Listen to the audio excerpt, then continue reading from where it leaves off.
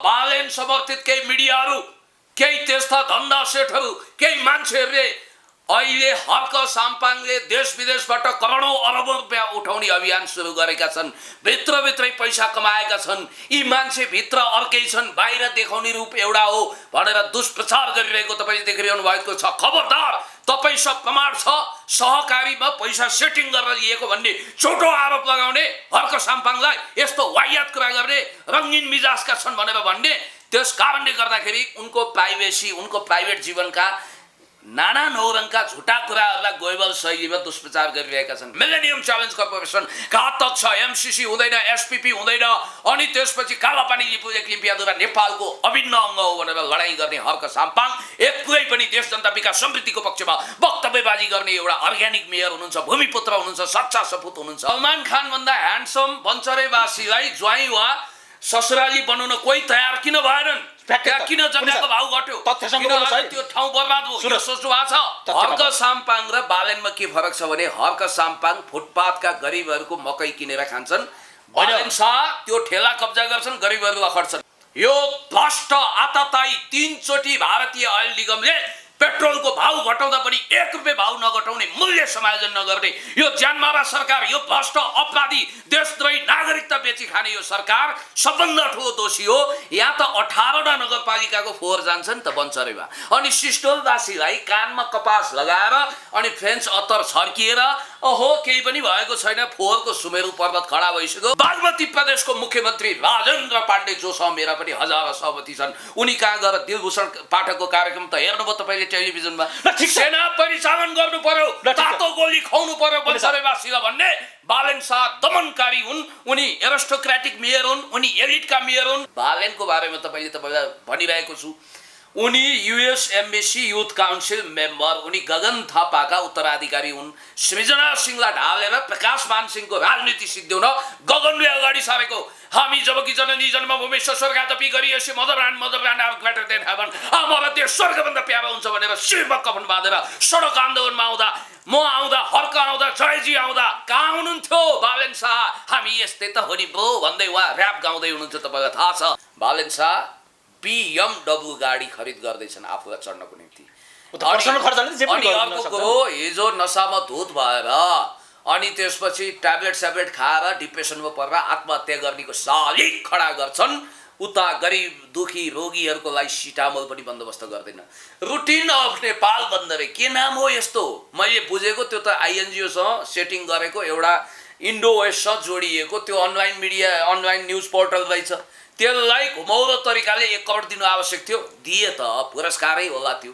त्यस कारणले गर्दाखेरि बालेन शाहमा भएको जुन अदूरदर्शिता छ, उकासिदा उकासिनी र दमनकारी चरित्र, गरिबहरूलाई देखि नसहने, दुखीहरूको विपक्षमा उभिने, धनीहरूको सेठको साउजीको मेयर हुने उनको जुन शौक छ र उनको जुन झुटो इमेज छ, त्यसलाई उनले धोइ पखाली गरेर मलाई गलत साबित गरून्, म उनलाई फुलमाला खादा लिएर जान्छु र म हर्कजीको पनि सधैँभरि फिर्ता लिन्न।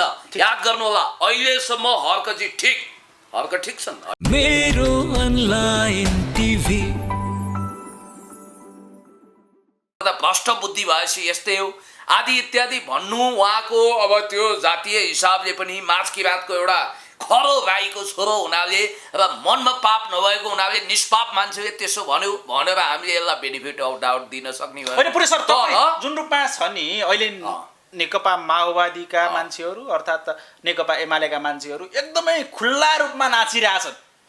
झगडा चाहिँ अर्थात् फेसबुक विवाद चाहिँ 2 मेयरको भइरहेछ, त्यत्तिकै फनफनी नाच्ने काम चाहिँ नेकपा एमालेका युवा सङ्घका केटाहरू र यता माओवादीका मान्छेहरू नाचिरहेछन्। के होइन, यसलाई ताण्डव नगर, यो किस्सालाई समाप्त पारौँ न। तपाईँले आज सेतोपाटीमा देख्नुभयो फिनल्यान्डको महिला प्रधानमन्त्री नसामा धुत रक्षक। होइन कुरा नघुमाउनु नि, ठ्याक्कै होइन म भन्दैछु तपाईलाई नाच्नु पर्ने आवश्यकता किन भनेको मैले के? पृथ्वीको पहिलो मेयर यदि त्यो राके पानिनी हो, बियरै हो भने पनि पृथ्वीको पहिलो मेयर वा नेता होइन हर्क साम्पाङ जसले बियर खानुभयो आदि इत्यादि।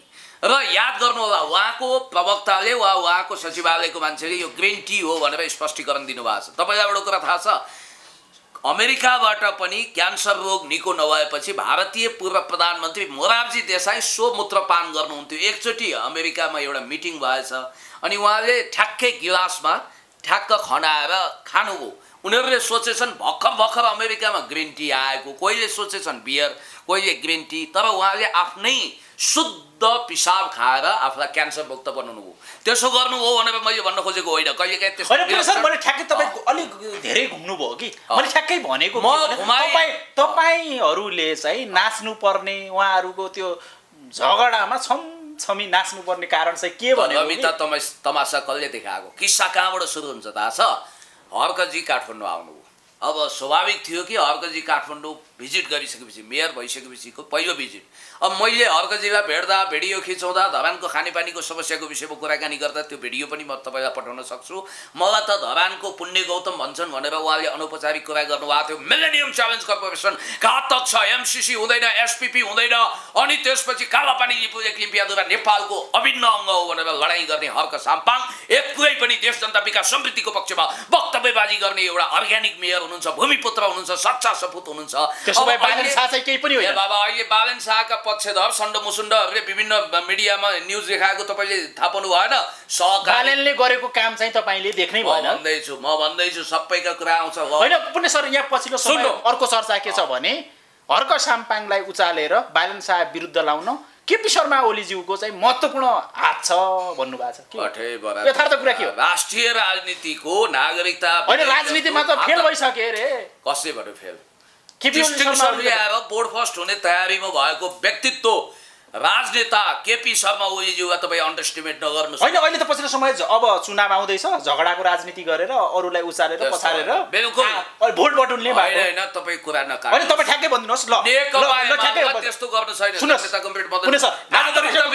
पनि नेकपा एमालेको भूमिका हुन्छ। आज तपाईँसँग तर्कसङ्गत कुरा हुन्छ। ल म दुधको दुध पानीको पानी गरी कुरा गर्छु। बालन शाहलाई सिस्टोलवासीहरूले फोहोर लिन दिएनन्, युवा सङ्घले फोहोर उठायो। त्यो फोहोर कहाँ गयो? त्यो ट्रकहरू कहाँ गयो? अब म भन्दैछु कहाँ गयो ठ्याक्कै। होइन लम्ब्याएर नभन्ने। ए बाबा, कहाँ गयो? ट्रक जहाँ जानु पर्थ्यो त्यहीँ गयो। कुन ठाउँ गयो? सिस्टोलमा त गएन। म ट्रकको के ट्राफिक बनाएर? होइन सिस्टोलमा गएको छैन है फोहोरको। कहाँ गयो? जहाँ जानुपर्छ त्यहीँ गयो, जहाँ व्यवस्थापन हुनुपर्छ त्यहीँ गयो। के देखावटी यो राजनीति के गर्न खोज्नु? शेरबहादुर देउवाको कम्पाउन्डमा फ्याँक्नु पर्ने?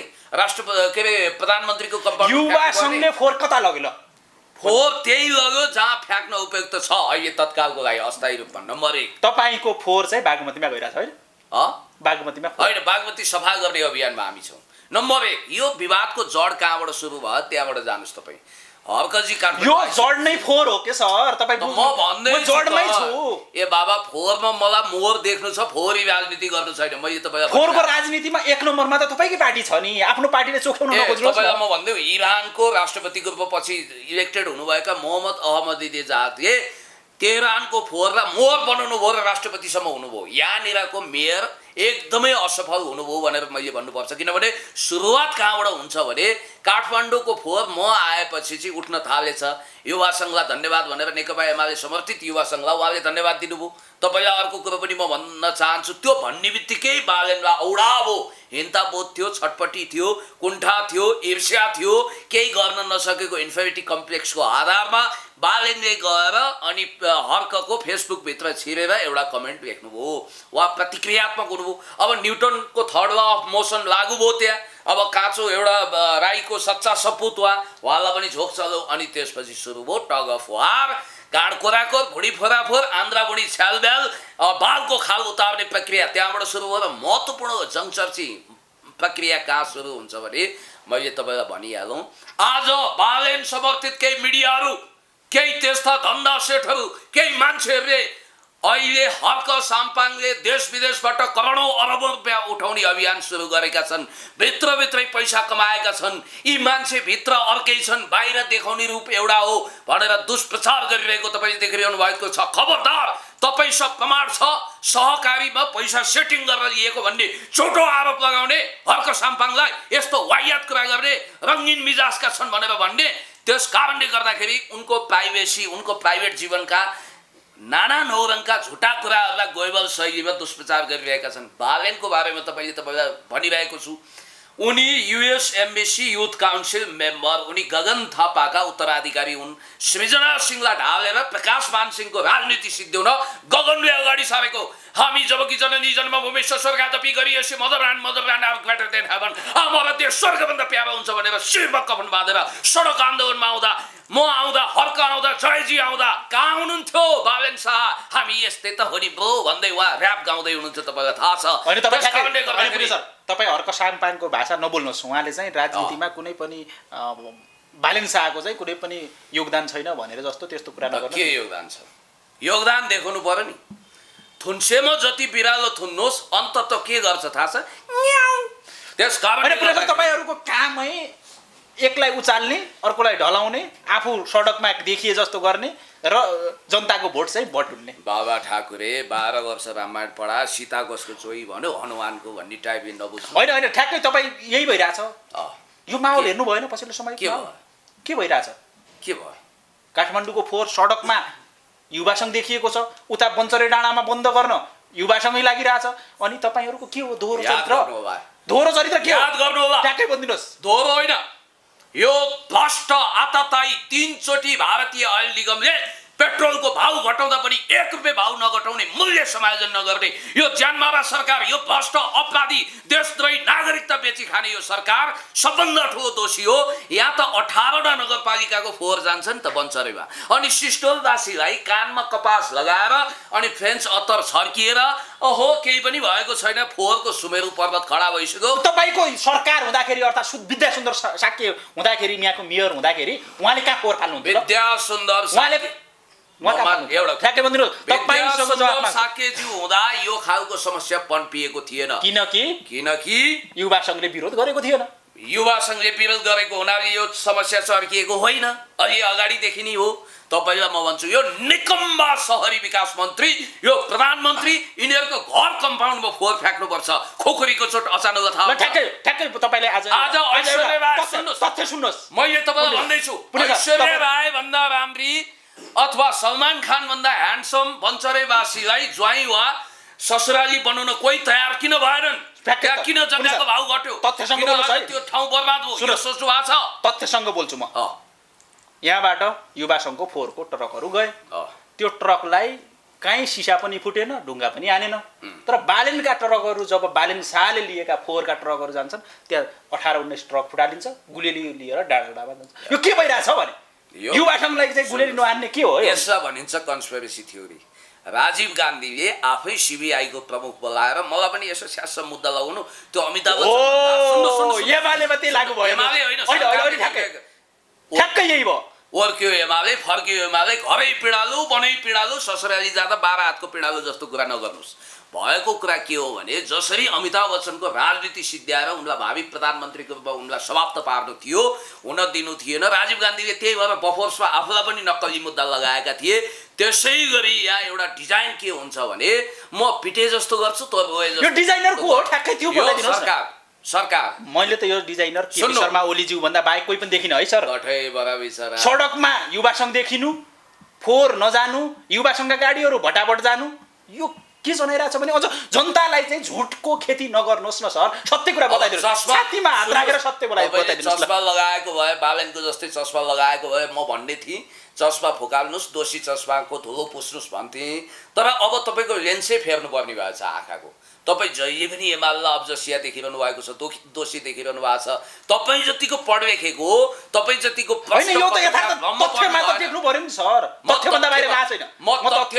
टेकेर सत्यमा जान्छु, ट्रुथ फाइन्डिङ गर्छु। म तपाईँलाई के भन्दैछु भने याद गर्नु होला, यो बहुत महत्त्वपूर्ण कुरा हो है, हेक्का राखौँ। जस्तो कि तपाईँले प्रष्ट हुनुपर्छ, ऐश्वर्यको झ्याङमा पिङ खेल्नु पर्यो। चिउराको बोट कस्तो हुन्छ बाबा भन्दै हुर्किएका सहरी बाबुको सन्तान हो बालेन शाह। उनका पिता पुर्खाले यथार्थ कुरो भन्छु, उनका पुर्खाहरूले 70 बिघा जमिन तराईमा गरिबहरूको तमसुक गराएर कब्जा गरेका छन्। गरिबहरूलाई दान दिएका छन्। के को दान हुन्छ कठै? गरिबको लिएर क्या 70 बिघा 100 बिघा थियो, अहिले 70 बिघा। उनी अर्को कुरा के? उनी अर्को कुरा तपाईँ तथ्यमा गरेर गर्नुहोस् है। हर्क साम्पाङ र बालेनमा के फरक छ भने हर्क साम्पाङ फुटपाथका गरिबहरूको मकै किनेर खान्छन्, बालेन शाह त्यो ठेला कब्जा गर्छन्, गरिबहरू अखड्छन्। पुणे सर, उनी तपाईँ हर्कलाई उचालेर बालेन शाह विरुद्ध प्रयोग गर्दै हुनुहुन्छ। छोड्नुहोस्, जो मान्छे नक्कली ठकुरी बनेर मानव पल शाह जस्तै शाह हुँ भनेर हिजो झाँसा दिएर तराईको एउटा भूमिपुत्र मान्छे हुँ, त्यसले शाह हुँ भन्ने हिन्ताबोध गरेर जसले एक प्रकारको यो गलत विश्लेषण गर्दै हुनुहुन्छ। अनि अर्को कुरा म तपाईँलाई भन्छु, बागमती प्रदेशको मुख्यमन्त्री राजेन्द्र पाण्डे जोसँग मेरा पनि हजारौं सहमति छन्। उनी कहाँ गएर दिलभूषण पाठकको कार्यक्रम त हेर्नुभयो तपाईँले टेलिभिजनमा। सेना परिचालन गर्नु पर्यो, तातो गोली खुवाउनु पर्यो बन्सरेवासीलाई भन्ने बालेन शाह दमनकारी हुन्। उनी एरिस्टोक्रेटिक मेयर हुन्, उनी एलिटका मेयर हुन्, गरिबका मेयर होइनन्। भलै कमी कमजोरी होला, मैले देवादिदेव महादेव 24 क्यारेटको हुन् भनेर भन्दिनँ, तर बालेनको तुलनामा हर्क धेरै उन्नत छन्। ठीक छ, फेरि त्यो दुईजनाको तुलना कामले गर्छ। सुन्नु यहाँ कस्तो चलन चल्यो, एउटाले बिहान लेख्यो फेसबुकमा, कहाँ बालेन हिरा कहाँ हर्क किरा, अर्कोले लेख्दियो कहाँ हर्क हिरा कहाँ बालेन किरा। म यसो भन्दिनँ, हिरा र किरा को हुन् मलाई तुलना होइन। ठिक छ, त्यो तुलना समयले गर्छ पुणे सर, तर के भयो भने ठ्याक्कै यो तथ्यहरूलाई केलाउनुहोस् न। जब हर्क साम्पाङ काठमाडौँ आउनु, युवा सङ्घ सडकमा फोहोर उठाएको देख्नु राम्रै हो, अनि सडकहरू त्यो गाडीहरू बन्चरी डाँडामा जान्छ, गाडी बालेन शाहका ट्रकहरू फुटाउनु, यो के भइरहेछ? यो प्री प्लान हो कि तपाईँहरूले के पुरै स्क्रिप्टेड लेखेर यो गर्नुपर्छ है? होइन, त्यो स्क्रिप्ट यो जनताले बुझिसक्यो है। सुन्नु, विज्ञप्ति जारी गरेर फोहोर त्यहाँ फ्याँक्न पाइँदैन भन्ने माओवादी अनि सत्तारूढ घटक काङ्ग्रेस समाजवादी याद गर्नु होला। अब हामीले योगेश भट्टराईजीले त सदनमा बोल्नु, हाम्रो सामान्य पूर्व प्रधानमन्त्री सदस्य अध्यक्ष कमरेड केपी शर्मा ओलीज्यूले पनि स्वतन्त्रको तर्फबाट आएका असल पात्रहरूलाई हामीले प्रोत्साहित गर्नुपर्छ भनेर बोलिरहनु भएको छ। तपाईँलाई यो कुरा थाहा छ, भोलि एउटा स्थिति आउला कि उहाँहरू पनि दल छान्न स्वतन्त्र हुँदाखेरि एमाले चयन गर्नु होला। मलाई लाग्छ बालेनले काङ्ग्रेस समाउनु होला अथवा केही गर्नु होला। याद गर्नु होला, यो स्वतन्त्रको डम्फुको धुन विदेशी तालमा बजिरहेको मैले सुनेको छु।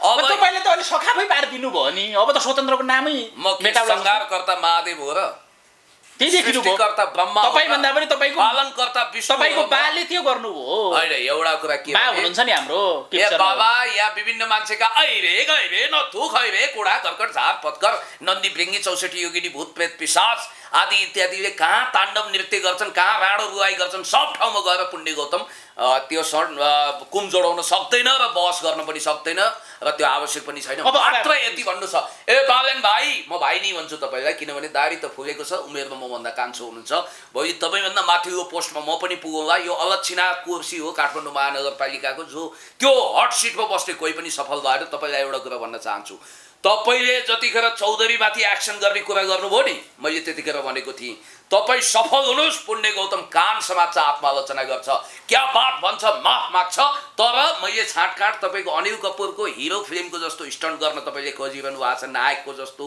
त्यस्तो हुँदैन है राजनीति भने। नभन्दै अदालतले 7 सिँढीबाट तल खगार। ल ठिक छ पुण्य सर, अब यो भयो, धेरै चर्चा भयो, यो उचाल्ने बजार्ने भइरहन्छ, यो राजनीति तपाईँहरूले गरिरहनुहुन्छ, यसमा कुनै पनि दोहोऱ्याइ छैन। अब अन्तिममा भन्नुहोस् निचोड, यो सोडा नहान्नु न मिडिया कर्मीको हैसियतले। होइन, यो विरोधको होइन, तपाईँले ब्रह्मास्त्र छोड्नुहुन्छ, क्षेप्यास्त्र हान्नुहुन्छ, अग्न्यास्त्र प्रयोग गर्नुहुन्छ भने म पनि एन्टी मिसाइल ब्यालिस्टिक क्षेप्यास्त्र छोडौँला नि त। ठिक छ, यो कुराहरू भयो। अब यसको निचोड चाहिँ के हुन्छ? यो दुईजनाको झगडा भइरहेछ, राजनीतिक दलले फाइदा लिइरहेछ, यो यथार्थ कुरा हो नि। यो त कसैले लियो नि त, जसले लियो पनि लियो, त्यो मध्येमा एक तपाईँहरूको पार्टी पनि पर्छ। ल अब यसलाई चाहिँ तपाईँको मिलाउन, अर्थात् यो यत्तिकै चलायो भने तपाईँलाई त फाइदा भइरहन्छ, यसलाई मिलाउन प्रयास गर्नुहुन्छ कि भन्नु? 3टा कुरा हुनुपर्छ। एउटा, बालेनले आई एम द स्टेट भन्ने रुईको फुई र हर्क साम्पाङले पनि निश्चयवादी चिन्तनबाट बाहिर आउनुपर्छ। नम्बर 1 म समाधान तपाईँलाई दिँदैछु।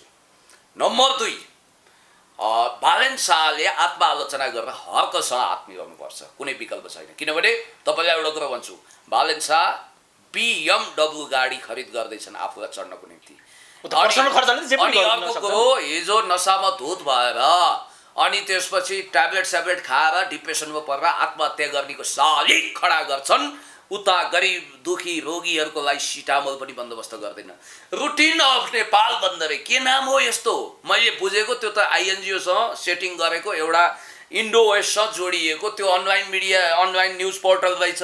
त्यसलाई घुमाउरो तरिकाले 1 करोड दिनु आवश्यक थियो, दिए त पुरस्कारै होला त्यो। त्यस कारणले गर्दाखेरि बालेन शाहमा भएको जुन अदूरदर्शिता छ, उकासिदा उकासिनी र दमनकारी चरित्र, गरिबहरूलाई देखि नसहने, दुखीहरूको विपक्षमा उभिने, धनीहरूको सेठको साउजीको मेयर हुने उनको जुन शौक छ र उनको जुन झुटो इमेज छ, त्यसलाई उनले धोइ पखाली गरेर मलाई गलत साबित गरून्, म उनलाई फुलमाला खादा लिएर जान्छु र म हर्कजीको पनि सधैँभरि टिक्का लिन्न। याद गर्नुहोला, अहिलेसम्म हर्कजी ठिक